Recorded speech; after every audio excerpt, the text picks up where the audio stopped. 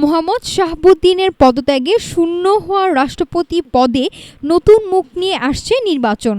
সেপ্টেম্বরের প্রথম সপ্তাহে বসতে যাওয়া ত্রয়োদশ সংসদের তৃতীয় অধিবেশনেই নির্বাচিত হতে যাচ্ছেন দেশের ২৩তম রাষ্ট্রপতি। সংবিধানের বাধ্যবাধকতা অনুযায়ী ৯০ দিনের মধ্যে এই প্রক্রিয়া শেষ করতে আগস্টের শেষার্ধে নির্বাচনের তফসিল ঘোষণা করবে এএমএম নাসির উদ্দিনের নেতৃত্বাধীন নির্বাচন কমিশন। ৩৪৯ জন সংসদ সদস্যের হালনাগাদ ভোটার তালিকা তৈরির পাশাপাশি পুরো প্রক্রিয়ার নির্বাচন কর্মকর্তা হিসেবে দায়িত্ব পালন করবেন সিইসি।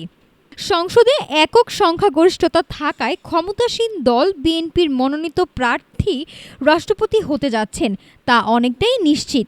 পরবর্তী রাষ্ট্রপ্রধান কে হবেন তা বিএনপির স্থায়ী কমিটির বৈঠকে আলোচনার পর চূড়ান্ত করবেন দলের প্রধান ও প্রধানমন্ত্রী তারেক রহমান।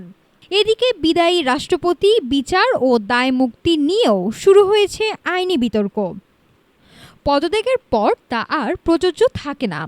স্পিকারের ভারপ্রাপ্ত রাষ্ট্রপতির দায়িত্ব পালন ও নির্বাচন কমিশনের তফসিল প্রস্তুতির মধ্য দিয়ে ২৩তম রাষ্ট্রপতি নির্বাচন এখন কেবলই সময়ের ব্যাপার। নতুন রাষ্ট্রপ্রধান নির্বাচনে ক্ষমতাসীন দল বিএনপির হাই কমান্ডের চূড়ান্ত সিদ্ধান্তের দিকেই এখন সবার নজর। নাফসা সামিয়া, ঢাকা টুডে।